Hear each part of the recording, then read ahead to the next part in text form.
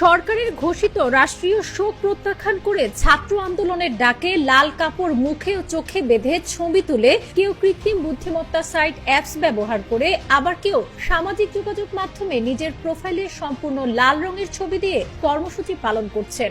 সোমবার দিবাগত রাত 12টা থেকে কর্মসূচি পালন করতে দেখা যায় শিক্ষার্থী সহ বিভিন্ন পেশার মানুষদের। মঙ্গলবার বেলা 12টা পর্যন্ত ফেসবুকের বাংলাদেশি বিভিন্ন প্রোফাইল, গ্রুপ ও পেজ ঘুরে এমন চিত্র দেখা যায়। অনেক তারকাকেও প্রোফাইল ছবি পরিবর্তন করতে দেখা গেছে।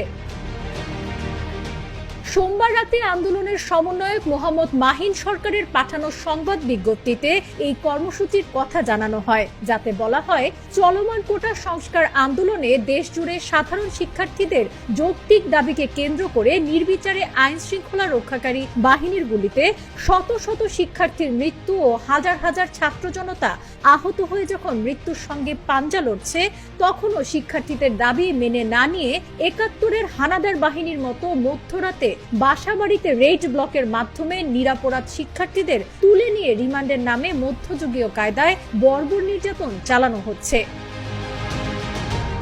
বিজ্ঞপ্তিতে আরো বলা হয়, বর্তমান সরকারের কর্তা ব্যক্তিরা সংকট নিরসনে শিক্ষার্থীদের দাবি মেনে না নিয়ে প্রতিদিনই নির্মমভাবে শিক্ষার্থীদের দমন নিপীড়ন ও মানুষের জীবন থেকে রাষ্ট্রীয় সম্পদকে অধিক গুরুত্ব দিয়ে সরকারের নিয়ন্ত্রিত মিডিয়ায় প্রচার করছে এবং মিডিয়ার সামনে দেওয়া সরকারের কর্তা ব্যক্তিদের মায়া কান্না প্রচার করছে। রাষ্ট্রীয় বাহিনীর গণহত্যা ও নির্যাতনের বিচার না করে সাধারণ শিক্ষার্থীদেরকে নিয়ে প্রতিদিন যে নির্মম উপহাস করা হচ্ছে, তার প্রতিবাদে শিক্ষার্থীদের দাবি আদায়ের লক্ষ্যে দেশব্যাপী শোক প্রত্যাখ্যান করে আগামীকাল লাল কাপড় মুখে ও চোখে বেঁধে ছবি তোলা এবং অনলাইনে ব্যাপক প্রচার কর্মসূচি করার জন্য অনুরোধ করছি।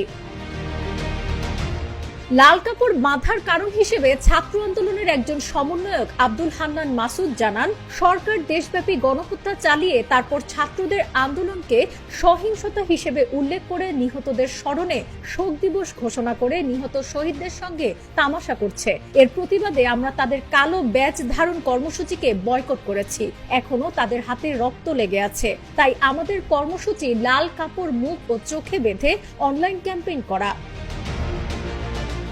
সোমবার কোটা সংস্কার আন্দোলনের সমন্বয়কদের জিম্মি করে বিবৃতি আদায়ের প্রতিবাদ, গুম, গ্রেফতারকৃত মুক্তি, মিথ্যা মামলা প্রত্যাহার এবং ছাত্র জনতার হত্যার বিচারের দাবিতে দেশের বিভিন্ন স্থানে বিক্ষোভ ও অবস্থান কর্মসূচি পালন করেছেন আন্দোলনরত শিক্ষার্থীরা।